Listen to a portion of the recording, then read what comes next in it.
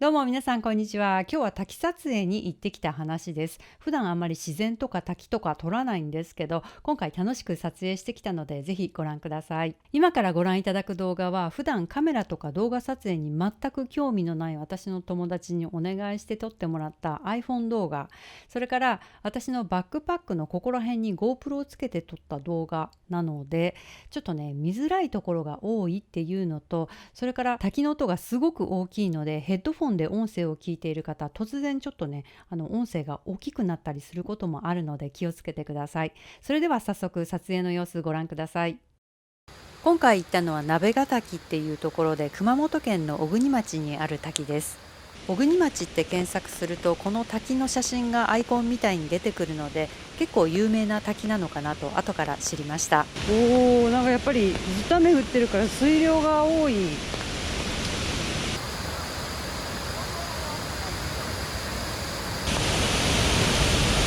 わあ、見えるかな、これ映ってるかな。わ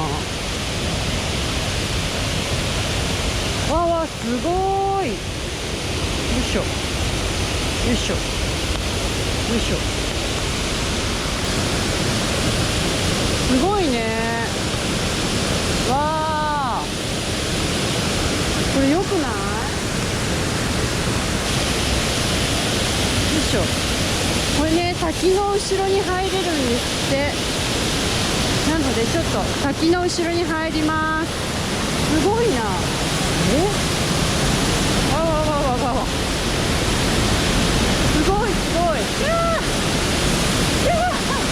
楽しい。わあ、めっちゃすごい。わわわわ。多分16ミリじゃこれ撮れない。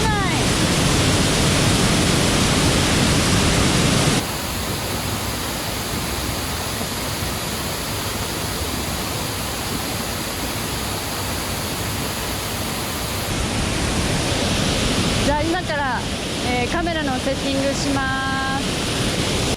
今回撮影で使った機材は富士フィルム X-T3 で、レンズは XF16mmF1.4 です。製品リンクはこの動画の説明欄に載せておきます。お、いいね。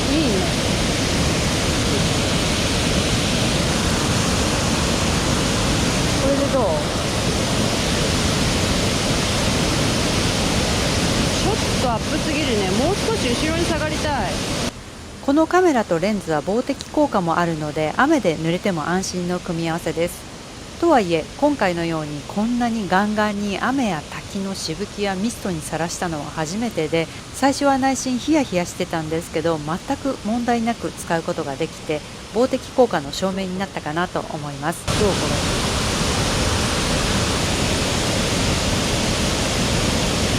れ？なんか構図が決まりにくいな。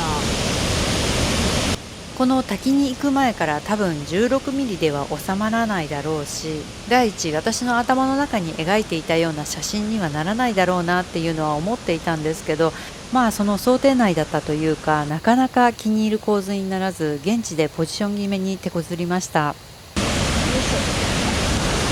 あ、いいねいいね。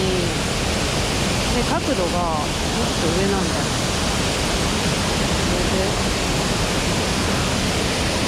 でこういう感じ。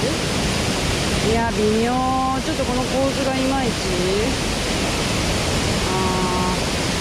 いやでもなんか雨が降っててもこう防塵防的だと思うと安心して撮れる。ごめん、ちょっと傘どけてもらっていい？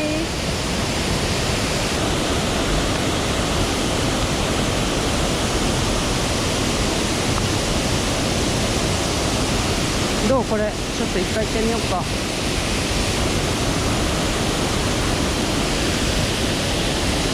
いやー、背が高い方の三脚の方が良かったな。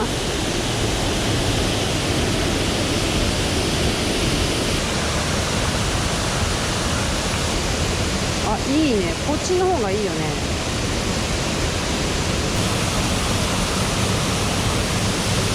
どうかな。本当は後ろで滝の後ろで撮りたいんだけど、すっごい水しぶきで、レンズがどうなのか、こんなに雨に濡れる撮影初めて。どうなのかな、行ってみようかな。じゃあちょっと後ろ行って撮ってみようか。これね、めちゃめちゃ水しぶきがもう半端なくて、うわ、やっぱこれは辛いな。これは辛いな。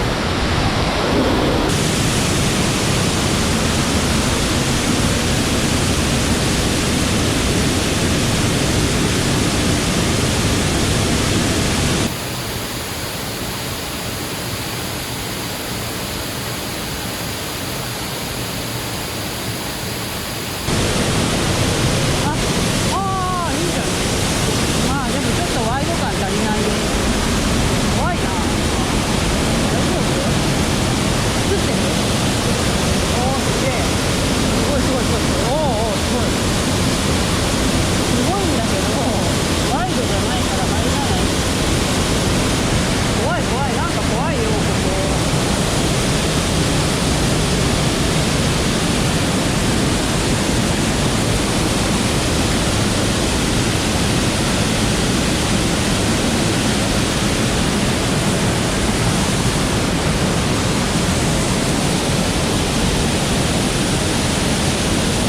縦でいいんじゃない？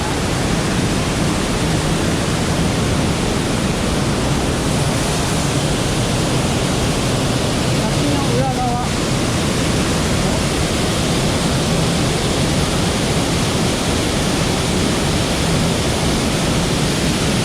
レンズがもう曇っちゃって、ティッシュしかないよ。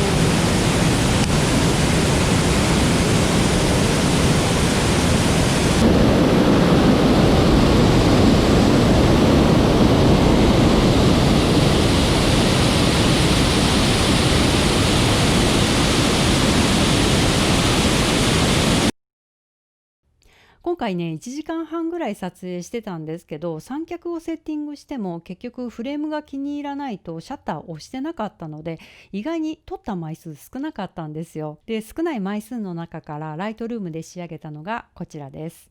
残念ながらどの写真も気に入ったっていうものではなくて、反省点があるものばっかりなんですけど、この写真の場合はただ滝を撮りましたって感じでスケール感が感じられないですよね。どれぐらいの大きさの滝なのかっていうのが分かりにくいです。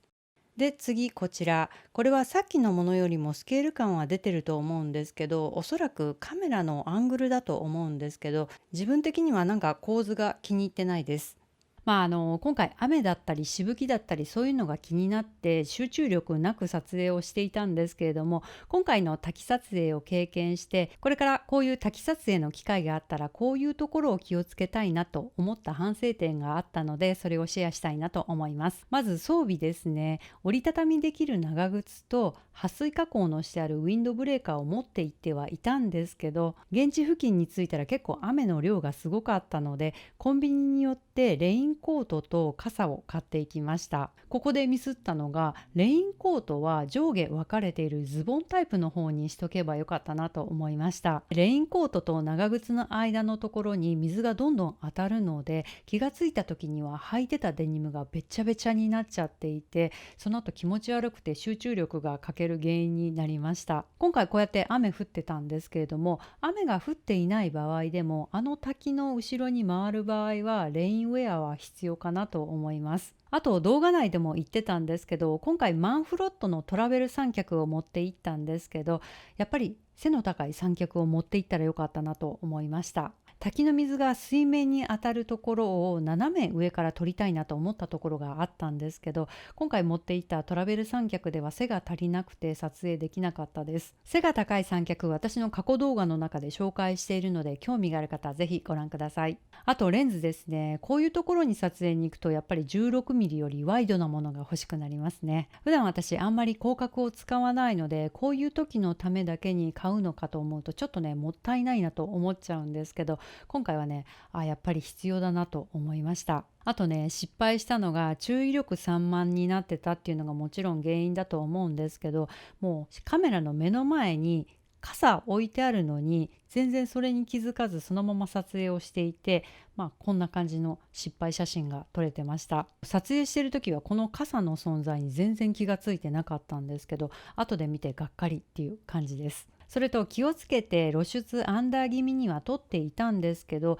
後からパソコンで見てみたら滝の一番ハイライトのきつい部分ですね、そこが白飛びしちゃってたのがあって、少しではあるんですけど、こういう類の白飛び後からライトルームで直そうにも直せないので、ちょっとこういうところは今後気をつけたいなと思いました。では今回はここまでです。動画の内容気に入ってくださった方、ぜひまたいいねボタンで教えてください。それからインスタグラムの方もぜひチェックしてみてください。お知らせとかはインスタグラムストーリーズでやっています。それではまた次回お会いしましょう。さよなら。